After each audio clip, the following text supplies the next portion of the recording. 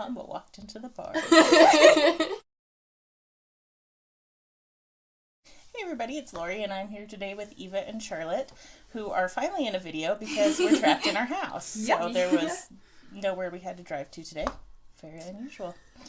But Eva actually had a really great idea that we thought we'd share with you guys, and that is she has kind of created a list of a whole bunch of apps. I have an app obsession. She is a little addicted.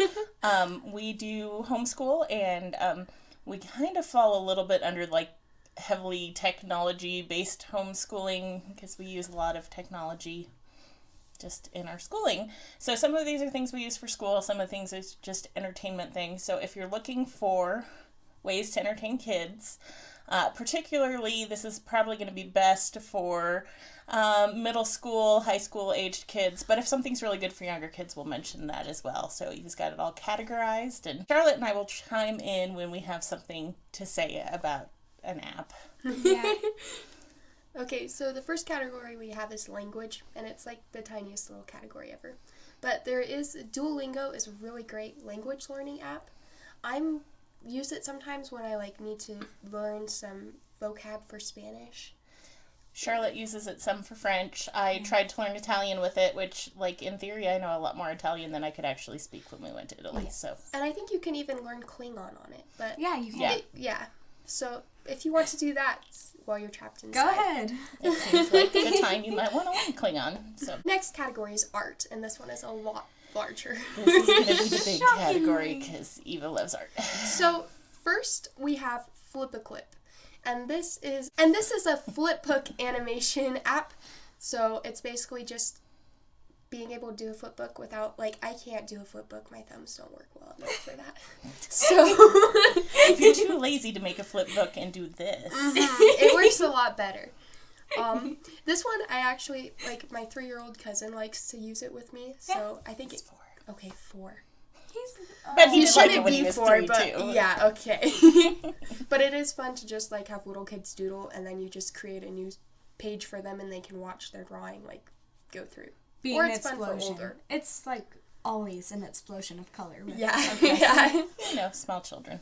Next one is Medibang Paint, and this is just a really good drawing app. It's free. I haven't used it on a phone before, but I have used it on a Kindle Fire, and I do think it is available in the Android App Store. I'm just not sure how different it is from the app I've used before. And I should point out we are an Android family, so we aren't going to have any of the apps that might just be available for iOS because we don't have any of those devices anywhere in our house. But some of these might still be on iOS. I would really assume don't know. Almost all of them will also be available on iOS because most apps seem to come out for Apple first and everybody else second. So Paint has all sorts of like really easy to use functions where you can like paint one certain thing, and you can use layers. It's way nicer than using like paint on the computer. Yeah. It's so much better. It's not so much better in the English language department. It definitely is. English isn't its first language. Yeah. Yeah. The next one is Stop Motion Studio, and this is another animation app. And this one is stop motion animation. So it's really simple to use. Oh, you can try it out. Stop motion is where you take pictures, right? Yes. Okay. That's where you draw each one. Our next category is literature. So some of these may not be available to you. We have Cloud Library and Overdrive. They are just book borrowing services that libraries near us use. Yeah, so Overdrive is pretty common, I think, throughout the nation. I don't know about Cloud Library. It's the one that our most local library uses, and it's another kind of consortium of, like, a whole bunch of Colorado libraries share resources there. Fortunately, our local library and the one a little further away that we frequent have different ones, so it's kind of nice to be able to check both if you want a book. Another thing in literature is Goodreads. It's a book social media, basically, where you it's a little less social and a little more like tracking what you've read, but yeah, you can use it either way. I use it mostly for tracking and then also for finding books that I might be interested in reading. So they have a lot of lists, so you can check out lists of, like I was checking earlier today, like public domain books, because since, a lot of libraries are closing right now, you can just download all those free books to your e-reader of whatever variety you have. And then the next one is Audible. Yes. Obviously, that's, audiobooks. Don't forget those. No. Yeah, there are a bunch of free audiobook services as well. We tend to be very picky about narrators. Yes. So I would rather pay for a good narration than get a free not as good narration. We do have an Audible subscription right now. We're going to cancel next month. We just have a couple more credits to use up. I'm sure we'll join again in the future. It's just, sometimes you're like, the 200 audiobooks we have right now are probably good for a little while. But it is the sort of thing where you might want to just give it a try. I think they usually have some sort of promo code where you can get discounted for the first 1 to 3 months. So if you haven't tried Audible, we enjoy it a lot. Next is Project Gutenberg, and that is where you can download Yeah, you can go look for your public domain books. So if you go to Goodreads and find some good public domain books that you want to try to read, you go to Project Gutenberg and you can download those books. They generally have the different formats. So they generally have a Kindle format, and I can't remember if EPUB is the Kindle or if that's the other one for like Nooks and so forth. So this is the case where, like, we have Kindles in our household. You have to actually plug in your Kindle to the computer to transfer, but they're free, so good resource. And if you don't have a Kindle or anything, you can also use Google Books, where you can just read it on the computer. And you can read through Project Gutenberg on the computer as well. Okay. if you wanted to. I don't think you'd really want to, but... Yeah. And then, on the lines of common domain books too, is the Internet Archive's Open Library. So basically the same concept, I think. With this one, you do have to give them your email address to kind of set up an account, which Project Gutenberg does not, but you're able to check out books. So did you read The Memoir of Mary Ann? I think our whole family read a book called The Memoir of Mary Ann, which had a introduction by Flannery O'Connor. Yes. Which is why we had to read it, because my husband's a Flannery nut. And also, it's about Blessed Mary Ann. It's a really good book, so we do recommend it, and it is available through the Open Library. So it's just another source to go to find different books you might want to read. Our next category is STEM. So, this one's very heavy coding wise, because that's what we have most experience with, I think. So, on our non-coding, though, we have Star Walk 2, which is a free app that shows you the constellations on your phone. So, like, you can aim your phone at the ceiling any direction, and it'll show you the constellations that are in your area. Which is pretty fun, but a little extra nerdy. It's not that She really likes that nerdy. Then in coding, we have Scratch, which is both a programming language, and it's also a website with sort of a social aspect to it, too. You can, like, share your projects and comment on other people's. Yeah, and Scratch is produced by MIT, right? Yeah. So MIT created this so that kids could learn how to code, essentially. And it's easy to use. It uses this block system, so you just place the blocks. That's about all I understand. I just know there's blocks. But the cool thing is you can still make really, really detailed and awesome games on it, even though it's super easy to use. There's also code.org, which is, it has its own programs on it that you can learn how to code on, and I think they're free also. You have to sign up for them, but they are free. Or you can use their Hour of Code things, where they link to other sites that give you a free hour of coding on their site. So yeah, code.org has resources for teachers as well. So if you are homeschooling or if you're a teacher or whatever, you can go in and you can sign up to do the different kind of full classes that they have. So we actually did that for school one year and found out that Eva loves coding and Charlotte hates coding. And that's okay. Not everybody likes to code, but we wouldn't have known Eva liked to code so much had we not done that for school, I don't think. Our next category is communication. So just different apps you can use to communicate. Obviously, you can use Facebook Messenger and Instagram to do video chats. But you can also use Voxer, which is a walkie-talkie app that works using Wi-Fi and I think your phone number, right?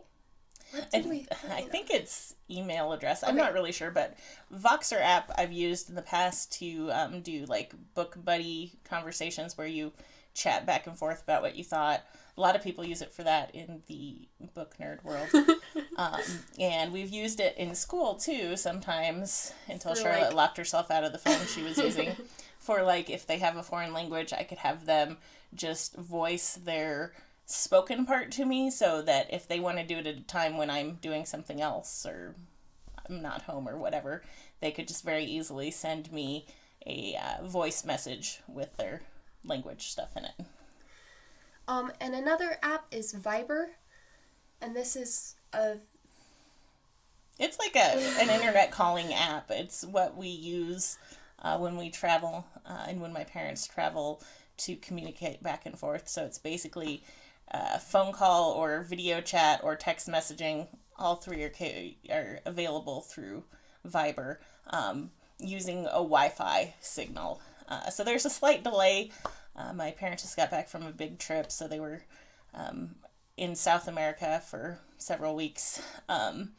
So there's just a little bit of a delay. You have to wait a little bit on hearing them and waiting for everything to get through all the Wi-Fi.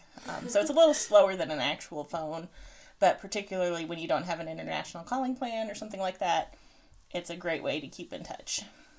Our next section is geography. First, there's Google Earth. It's free. I really enjoy it. They have like games and stuff you can play on it too. So they had one that was a Carmen Sandiego game. And some cities they have like 3D view for. And like Street View, you can just plop yourself down anywhere in the world. And I kind of love doing that. Like when we plan a trip somewhere I'm not familiar with, I will literally walk the streets near where we are staying to figure out how to get places. Yeah. Even in my driver's ed, we used that to like look at people parked badly so that we knew how that looked. That's funny. I didn't realize you used Google Earth to be like, that is a bad parking job. I think we were using it for something else and then noticed somebody parked badly and like brought it up. But yeah. And then the other apps, these you do have to pay for, but they're very good. They're Stack the States and Stack the Countries. It's you're stacking states or stacking countries. It's like a trivia game. You learn about the states or the countries, and then you stack them to form a tower and see if you can get it to the top without them all falling over. So it's very bad if you get like Hawaii first and then have to balance Texas on top of it, for instance. But if you get like Alaska and Texas, those are really nice. If you get Hawaii, you just dump it over the edge. I'm sorry, Hawaii, but you're unless terrible it's at the very top. Yeah. Yeah, those are apps we paid for a long time ago. I'm not sure what the current price is, but they're ones that we've had on our Kindles for years, and they've enjoyed them for years, so it's well worth the small amount we had to pay for those apps. Our next category is English, and this is more like the writing. So first, there's NaNoWriMo. They also have a Young Writers program. So the original NaNoWriMo site is probably best suited for adults and the Young Writers program. And so NaNoWriMo is National Novel Writing Month. But you can write a novel on their site. For non-nerds. On their site all year long. And they actually have Camp NaNoWriMo in April. So that's where you get sorted. If you want to, you get sorted into cabins with other campers. And you can all write and chat. I personally didn't really like that because, like, my cabin wasn't the best, but... Is that targeted towards youth, or is that all ages? That's all ages, so that's probably why it can get a bit iffy sometimes, like, just with swearing. Nothing worse happened in my cabin. I was just like, okay, I don't really like the language. Yeah. And then the youth one is available just kind of all the time? Yes, yeah. The youth one's available all the time, and I think the adult site is, too. And with the youth one, they have a cool, like, writing prompt generator so that if you're midway through your story and don't know what happens next, you just click that button and they'll be like, a llama enters your story. And you don't use it. You don't use the prompt. You just let No, it. I've used a llama one before. You are so weird. And a llama walked into the bar. But, yeah. And then, this one's kind of obvious. There's Pinterest. I use it to find writing challenges sometimes. Like, you can just find writing prompts on there, and it's very handy. But, yeah. My children use Pinterest for weird things. Yes. The next section is news, and this is just what I use. It's more youth-oriented. So there's Young Zine, and it's just, like, a news source for kids. It's kind of like an e-magazine. Yeah. So a lot of the articles are written by kids. Yes, yeah. Some of them are written by kids. Some of them are written by the editors. I think there's, like, a teacher thing, too, so you can get, like, lesson plans based on this news. But I don't know anything about that. But, yeah, that's pretty good. And then there's CNN 10, which is a 10-minute news show for kids every day. I mean, all weekdays. Yeah. It used to be called CNN Student News, I think. And so it's available 5 days a week during the standard school year. So usually from, like, September through the end of April. Does that seem about right? Yeah. Our next section is math. So math-wise, I'm going to mention two things. One actually will also come up a little bit in our other section. But the first one is extra math. So if you have kids and they aren't going to school for a while and you want to keep them up on their math drill facts, this is probably younger kids than my kids because, you know, my kids are old so many now. years of math drills. But they did many, many years of this. But Extra Math is a free website. I believe they have an app too, but you have to pay for the app. So if you would prefer an app, that's available. And you can do addition, subtraction, multiplication, and division drills. They have a lot of different ways they do it. Like sometimes you're racing a teacher and sometimes you're just doing speed drills. Sometimes you get little tests. It's, you know, better than math worksheets, which they really hated, but, like, not as much fun as pretty much, you know, art or reading or... I preferred math worksheets because then I could doodle on the numbers and make them princesses or Not whatever. when I timed you. That's true. Yeah, But it's very good for time drills. And then the other thing I suggest for math, if you're just trying to keep your kids up on their math, while they're out of school temporarily, is Khan Academy. They have math for pretty much all ages. It's one of the sources I go to when I don't understand the math we're doing because I've forgotten a lot of math in my old age. And with Charlotte, we're actually using Khan Academy as our math program this year. We're doing their algebra program. And it's fun-ish. It's fun-ish for math. We're not the mathiest people. You at least get badges, so, like... You do. The badges are so annoying. Okay, like, you're such a great listener. You're a nice listener. Oh, Charlotte my gets goodness. a lot of, like, notifications that she's a good listener. I didn't She's listen not to a that good much listener. stuff. Our next section is history-ish. History-ish. The first one's the Library of Congress website. It's pretty cool to just look around that. Yeah. I don't know. I find it fun, but Such I'm also weird. But anyways, and there's also another app that I really, really, really love. Yeah. You do have to pay for it, but it's called Presidents versus Aliens. So that already tells you how amazing it is. It's from the same person as Stack the States and Stack the Countries, but this time you're flinging presidents at aliens. Yes. And it's so much more fun. But in order to fling a president and an alien, you have to know a fact about a president first. Yes. And then if you get enough facts in a row right, like your president gets superpowers and can destroy like more aliens. invincibility or alien infection. I love alien infection. It's the best. So, there you go. You want to learn about presidents and defeat aliens all at the same time? Presidents versus aliens. Yes. And we're to our miscellaneous section that I couldn't figure out where to put anywhere else. The first one is Google Keep. It's just a note-taking app that I find very useful. So, like...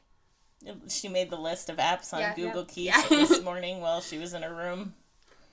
I wasn't in my room, but okay. Okay, I whatever. was sitting right in front of you. She was sitting in front of a screen and I didn't know what she was doing. She was making a Google Keep note of all of these apps. Mm-hmm.